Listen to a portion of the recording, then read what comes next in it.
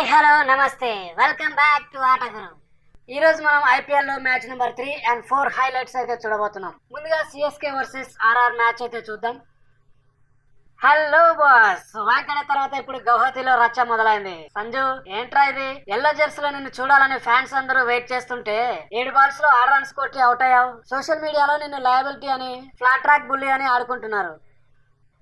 రోహిత్ భాయ్, నాకు చాలా బాధగా ఉంది. నేను ఇంతకు ముందు ఆడిన టీం రాజస్థాన్ మీద డెబ్యూ మ్యాచ్ అంటే కొంచెం ఎమోషనల్ గా ఉన్నా. నాంద్ర వేసిన ఆ బాల్ 140 స్పీడ్ తో వచ్చింది. ఆ బాల్ ని తప్పుగా అంచనా వేసి అడ్డంగా ఆడాను. స్టంప్స్ ఎగిరిపోయే వరకు నాకేం అర్థం కాలేదు. పర్లేదు సంజు, ఫస్ట్ మ్యాచ్ లో ప్రెషర్ ఉంటుంది. నేనేమో కాల్ఫ్ ఇంజరీ వల్ల బయట కూర్చున్నాను. టీం మొత్తం నీ మీద ఆశలు పెట్టుకుంది. కానీ గైక్వాడ్, ఆయుష్ మాత్రే కూడా త్వరగా అవుట్ అవడంతో మా టీం 19కే 3 వికెట్లు కోల్పోయి పీకల్లో కష్టాల్లో పడింది. సారీ ధోని భాయ్, కానీ ఈరోజు మా బౌలర్లు మాత్రం నిప్పులు జరిగారనుకో. హోమ్ గ్రౌండ్ లో మా ప్లాన్ పక్కా వర్కౌట్ అయింది. జడ్డు, నువ్వైతే మరీ దారుణం భయ్యా.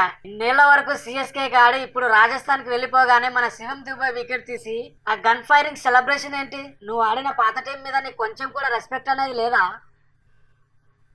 అరే రోహిత్ భాయ్, అది కేవలం గేమ్ లోనే ఒక భాగం మాత్రమే. దుబే నేను వేసిన ఆ ఓవర్ లో 6 కొట్టాడు. ఆ నెక్స్ట్ బాల్ కి నేను వికెట్ తీసా.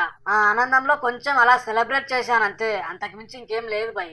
ఇంకో విషయం ఏంటంటే రాజస్థాన్ రాయల్స్ నాకు ఫస్ట్ టీం. 2008 ఛాంపియన్స్ టీమ్ లో నేను ఒక సభ్యుని. మళ్ళీ అదే టీం కి రావడం నాకు చాలా హ్యాపీగా అయితే ఉంది.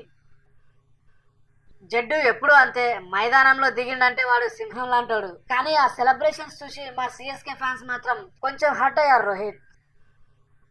అస్సలైన హైలైట్ ఇక్కడే ఉంది. సర్ఫరాజ్ ఖాన్ 2 ఏళ్ల తర్వాత ఐపీఎల్ లోకి వచ్చాడు. రాగానే బ్యాట్ ఏంటి సర్ఫరాజ్? బ్యాట్ గేజ్ లో పడితే అది పాస్ కాలేదు. మ్యాచ్ మధ్యలో బ్యాట్ మార్చడం ఏంటి? అవును రోహిత్, అది పెద్ద బ్లండర్. 2025 రూల్స్ ప్రకారం బ్యాట్ థిక్నెస్ 4 సెంటీమీటర్స్ కంటే మించి ఉండకూడదు. సర్ఫరాజ్ కంగారులో పాత బ్యాట్ పట్టుకొని వచ్చాడు. ఎంపైర్లు ఆపడంతో ఉర్విల్ పటేల్ వేరే బ్యాట్ పట్టుకొచ్చాడు. పాపం సర్ఫరాజ్ కి బ్యాటింగ్ రాకముందే చుక్కలు కనిపించాయనుకో.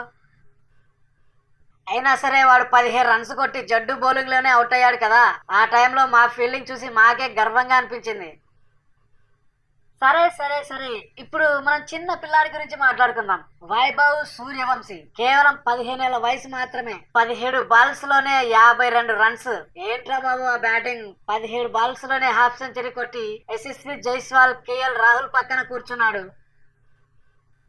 రోహిత్ భాయ్, నిజంగా చెప్పాలి, వాడు మా టీం కు దొరికిన వజ్రం. లాస్ట్ ఇయర్ 14 ఏళ్లకే 100 కొట్టాడు. ఈ రోజు సిఎస్కే బౌలర్లను వాడు ఆడుకున్న తీరు చూస్తుంటే మాకు చాలా ముచ్చటేసింది. వాడికి భయం అంటే ఏంటో తెలియదు అనిపిస్తుంది. 305 స్ట్రైక్ రేట్ తో ఆడాడంటే నమ్ముతారా?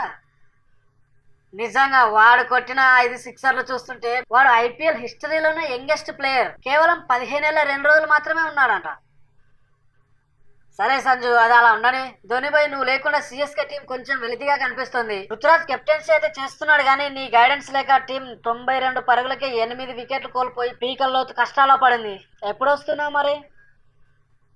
ఇంకో వారం రోజులు పట్టొచ్చేమో రోహిత్. ఈలోపు సంజు, రుతురాజ్ టీం ని సెట్ చేస్తారు. సంజుకు టాక్టికల్ ఎక్స్పీరియన్స్ ఉంది కాబట్టి వాడు బాగానే మేనేజ్ చేయగలరని అనుకుంటున్నా. ఏది ఏమైనా ఈ రోజు విజయం మాత్రం మాదే. గౌహతిలో మా రాజస్థాన్ జెండా ఎగిరింది. అది నిజమే. కంగ్రాచులేషన్స్ రియాన్. చూశారుగా friends, Sanju failure, Jaddu celebration, Sarfaraz bat వివాదం. ఐపీఎల్ అంటేనే వివాదాలు. నెక్స్ట్ మ్యాచ్ లో సంజు సామ్సన్ కంబ్యాక్ ఇస్తాడో లేదో చూడాలి. Stay tune YouTube channel.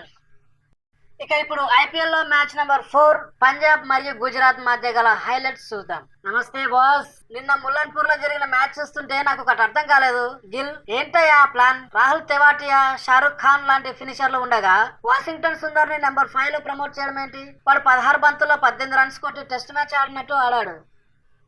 అది గౌతమ్ గంభీర్ ఫిలాసఫీ రోహిత్ భాయ్. సుందర్ టీం ని బ్యాలెన్స్ చేస్తాడని, టాక్టికల్ గా ఫ్లెక్సిబిలిటీ ఉంటుందని పంపించాం. కానీ ఆ ఎక్స్పెరిమెంట్ కాల్ బ్యాక్ ఫైర్ అయింది. సోషల్ మీడియాలో వాడిని బఫూలను ట్రోల్ చేస్తున్నారు. అది చూస్తుంటే కొంచెం బాధగా ఉంది. ఎస్ శుభ్మన్, అన్నది నిజమే. మనం కొట్టిన 46 పార్ట్నర్షిప్ తర్వాత సుందర్ క్రీజ్ లో అస్సలు కంఫర్ట్ గా లేడు. షార్ట్ బాల్స్ అంటే భయపడుతున్నట్టుగా కనిపించాడు. వాడు ఆ స్లో బ్యాటింగ్ చేయడం వల్ల మన మొమెంటం కొంచెం మారిపోయింది. నిజమే బట్లర్, మా బౌలర్ వైజాగ్ విజయ్ కుమార్ సుందర్ ని చాలా బాగా ఇబ్బంది పెట్టాడు. అది తట్టుకోలేక చివరికి హర్షదీప్ కి క్యాచ్ ఇచ్చి అవుట్ అయ్యాడు. 18.1 ఓవర్లలోనే 144కే 5 వికెట్లు. అంటే అప్పుడే మేము సగం మ్యాచ్ గెలిచేసామని ఫిక్స్ అయ్యాం. ఎస్ శ్రేయాస్, మీ కెప్టెన్సీ అయితే బాగానే ఉంది, కానీ మీ మెయిన్ బౌలర్ అయినటువంటి హర్షదీప్ ఏంటి భయ్యా, ఒకే ఓవర్ లో 11 బంతులు వేశాడు. ఐపీఎల్ హిస్టరీలోనే చెత్త రికార్డుని వాడు కూడా టచ్ చేశాడు. ఏంటి హర్షదీప్, దీనికి ఏమంటావు? అయ్యో రోహిత్ భాయ్, ఏం చెప్పమంటావు, గాలి వాటం వల్ల వైర్లు పడ్డాయి, ఒక నో బాల్ కూడా పడింది. ఆ ఓవర్ లోనే 12 రన్స్ ఇచ్చాను. తుషార్ దేశపాండే, సిరాజ్, హార్దిక్ పాండ్యా లాంటి వాళ్ళు లిస్ట్ లో నా పేరు కూడా చేరిపోయింది. కొంచెం బాధగా ఉంది, but final it's game spirit. పర్లేదు హర్షదీప్, నువ్వు వికెట్లు తీయకపోయినా 162 పరుగులకే మనం వాళ్ళని ఆపగలిగామంటే చాలా గొప్ప విషయం. మార్కో జాన్సన్ 4 ఓవర్లు వేసి కేవలం 20 రన్స్ మాత్రమే ఇచ్చి మంచి స్పెల్ వేశాడు. చాహల్ కూడా 2 మెయిన్ వికెట్లు తీసి మ్యాచ్ ని కంట్రోల్లో పెట్టాడు. అన్నట్టు గిల్, మీ టీంలో ఇంకో వింత జరిగింది. తెవాటియా బ్యాటింగ్ కి వస్తే అంపైర్ వాని బ్యాట్ ని గేజ్ లో పెడితే అది లోపలికి వెళ్ళలేదు. ఏంటయ్యా మీ వాళ్ళంతా ఇలాంటి బ్యాట్లు వాడుతున్నారు? మొన్న సర్ఫరాజ్ ఖాన్, ఇప్పుడేమో తెవాటియా. అవును రోహిత్ భాయ్, బీసీసీఐ రూల్స్ ప్రకారం బ్యాట్ విడ్త్ కేవలం 4.25 ఇంచులు మాత్రమే ఉండాలి. తెవాటియా బ్యాట్ కొంచెం ఎక్కువన్నట్టుంది. అంపైర్ వద్దనడంతో మళ్ళీ డ్రెస్సింగ్ రూమ్ నుంచి ఇంకో బ్యాట్ తెప్పించుకున్నాడు. ఆ డిలే వల్ల కాన్సన్ట్రేషన్ దెబ్బతిని వాడు కేవలం 11 రన్స్ మాత్రమే కొట్టి అవుట్ అయ్యాడు. ఈ రూల్ 2025లో తెచ్చారు కదా, హై స్కోరింగ్ మ్యాచ్ ను తగ్గించడానికి. రోహిత్ భాయ్, మీరు కూడా మొన్న వాంకడాలో అంపైర్ తో వాదించారు కదా మీ బ్యాట్ విషయంలో. అరే బట్లర్, అది నా బ్యాట్ లోపలికి వెళ్ళింది భయ్యా, 3 సార్లు ట్రై చేస్తే వెళ్ళింది, కానీ టెవాటి అది అట్లా కాదు, అసలు వెళ్ళనే లేదు. శుభ్మన్, మీ టీంలో గ్లెన్ ఫిలిప్స్ ఉన్నాడు కదా, వాడు నిన్ను 2025 ఛాంపియన్స్ ట్రోఫీ ఫైనల్లో సూపర్ మ్యాన్ లాగా ఎగిరి పట్టిన క్యాచ్ ఇంకా గుర్తుందా? అది ఎలా మర్చిపోగలను శ్రేయాస్, నేను 31 రన్స్ తో ఫుల్ ఫామ్ లో ఉన్నప్పుడు వాడు ఎక్స్ట్రా కవర్ లో డైవ్ చేసి పట్టిన క్యాచ్ అది. ఇప్పుడు అదే గ్లెన్ ఫిలిప్స్ నా టీమ్మేట్. పంజాబ్ మీద మ్యాచ్ లో కూడా వాడు ప్లేయింగ్ లెవెల్ లో ఉన్నాడు. వైడ్ కదా, నిన్నటి రైవల్స్ ఇవాళ పార్ట్నర్స్. ఇదే కదా ఐపీఎల్ లో ఉన్న బ్యూటీ అంటే. గ్లెన్ ఫిలిప్స్ ఫీల్డింగ్ మాకు ఒక పెద్ద అసెట్. వాడు మొన్న T20 వరల్డ్ కప్ లో విరాట్ కోహ్లీని కూడా అలాగే అవుట్ చేశాడు. ఓకే గైస్, మొత్తానికి గుజరాత్ 162 కొట్టిన పంజాబ్ మాత్రం ఈజీగా చేసింది. సుందర్ బ్యాటింగ్, హర్షదీప్ సింగ్ వైడ్లు, తెవాటియా బ్యాట్ డ్రామా. ఈ మ్యాచ్ లో అన్ని ఉన్నాయి. ఐపీఎల్ లో ఉండాల్సినటువంటి ప్రతి మజా ఇందులో వచ్చింది. గిల్, నాదొక చిన్న suggestion, next time Washington Sundar ని పంపించే ముందు టీం యొక్క పరిస్థితి ఒకసారి ఆలోచించు. ఏ పొజిషన్ లో పంపిస్తే బాగుంటుందో ఒకసారి అనలైజ్ చేసుకుని డెసిషన్ తీసుకో.